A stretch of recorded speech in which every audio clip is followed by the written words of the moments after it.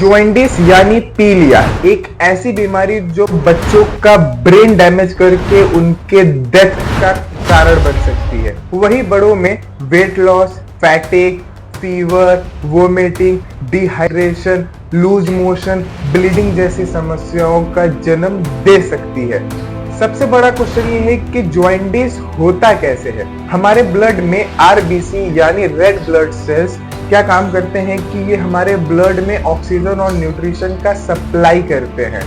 Red blood cell RBC का life span 110 से 120 दिन का होता है। उसके बाद वो क्या करते हैं, ब्रेक डाउन हो जाते हैं और एक येलो कलर का सब्सटेंस प्रोड्यूस करते हैं जिसे हम कहते हैं बिलिरुबिन। नॉर्मल कंडीशन में जो बिलिरुबिन होता है वो पहले लीवर में जाता है, फिर लीवर उसे प्रोसेस करके उसका फॉर्म चेंज कर देता है। नॉर्मल कंडीशन में जो बिलिरुबिन होता है वो हमारे लीवर में जाता है, फिर लीवर इसे प्रोसेस करके इसका फॉर्म चेंज कर देता है, फिर ये हमारे डाइजेस्टिव ट्रैक्ट के जरिए हमारे शरीर से बाहर निकल जाता है। लेकिन कई बार जो आरबीसी का ब्रेकडाउन होता है वो बहुत तेजी से होने लगता है, तो इस कंडीशन को हम हीमोलिसिस भी कहते हैं। इस कंडीशन में जो हमारा बिलिरुबिन होता है वो भी बहुत तेजी से बढ़ता है और इसमें जो हमारा लीवर होता है वो एक्सेसिव या ओवरलोड हो जाता है बिलिरुबिन से, जिससे हमारे लीवर को डैमेज भी हो सकता है।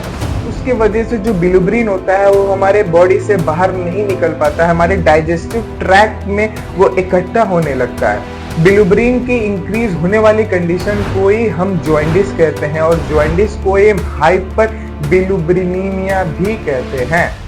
तो दोस्तों, जॉइंडिस की वजह से हमें क्या क्या अपने बॉडी में सिम्टम्स देखने को मिलते हैं, तो चलिए उसके बारे में जानते हैं। तो सबसे पहले हमें क्या क्या देखने को मिलेगा, जैसे फीवर।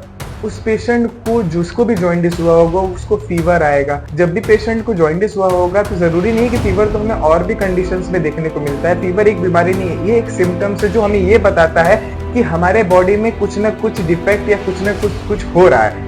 तो fever is not a disease, ये एक सिम्टम्स होते हैं। तो एक ये सिम्टम्स देखने को मिल सकता है। और हमारे बॉडी में चिलपन, मतलब कि ठंडा लगेगा पेशेंट को, जो उसका वोमिटिंग टाइप लगेगा, उसको उसका जो यूरिन होता है वो एक डार्क कलर का अपीयरेंस में देखने को मिलेगा। उसका जो स्किन होगा वो हमेशा इची सा लगेगा, उसको ऐसा खजूर टाइप लगेगा।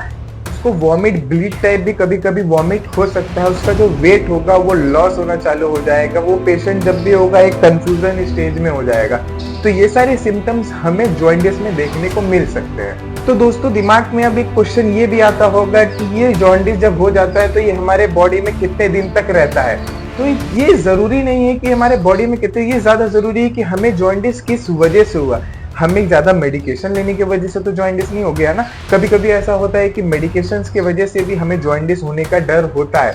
लेकिन एडल्ट में देखा जाता है कि जॉइंडिस होने का असर का, अगर आपको हेपेटाइटिस का कोई भी वायरस आपके बॉडी में हो तो भी हो सकता है, कोई लीवर डैमेज हुआ हो तो भी आपको ये हो सकता है। तो सबसे इंपॉर्टेंट ये है कि जॉइंडिस किस वजह से हो सकता है, हम उसके बारे में जानते हैं। तो क्या क्या कारण हो सकते हैं हमें जॉइंडिस होने, तो क्या क्या कॉजेज हैं हमारे जॉइंडिस के। तो हेपेटाइटिस, लीवर में इन्फ्लेमेशन किसी वायरस की वजह से हो गया हो या ऑटो इम्यून डिसऑर्डर की वजह से हो गया हो, तो लॉन्ग टर्म तक अगर लीवर में इन्फ्लेमेशन रह जाता है, मतलब सूजन रह जाता है, तो ये भी कॉजेज कर सकता है हमारे जॉइंडिस को। अब दूसरा कॉजेज क्या हो सकता है, अल्कोहल रिलेटेड लीवर डिजीज, मतलब आप बहुत दिनों तक, 8 से 10 सालों तक आप एक हैवी ड्रिंकर हो जिसकी वजह से आपके लीवर में प्रॉब्लम आ रही है, तो ये भी एक कॉजेज हो सकता है हमें जॉइंडिस होने का।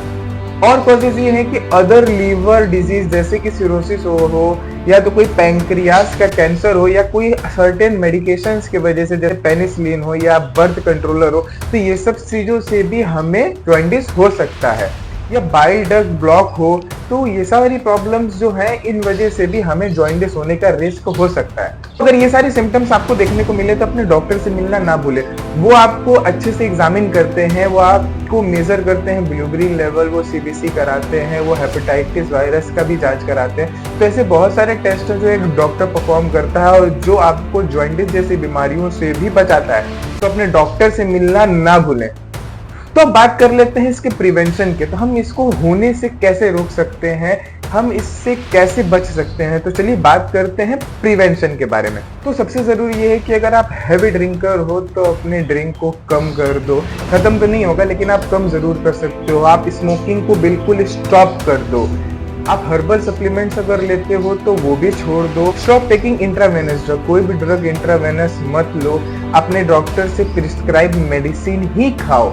अपने वेट को मैनेज रखो और अपने आप को एक हेल्दी लाइफ स्टाइल में एक हेल्दी डाइट रखो। तो दोस्तों ये था जॉइंटिस के बारे में। अगर आपको डायबिटीज के बारे में जानना हो क्या होता है, स्ट्रोक प्रोटोकॉल जानना हो तो क्या होता है, तो इस लिंक पे क्लिक करो और उसे जाके देखो। और अगर फिजियोथेरेपी फील्ड जैसी बारे में अगर आपको कुछ नॉलेज चाहिए या आपको फिजियोथेरेपी ट्रीटमेंट प्रोटोकॉल चाहिए तो आप मुझे डीएम कर सकते हो।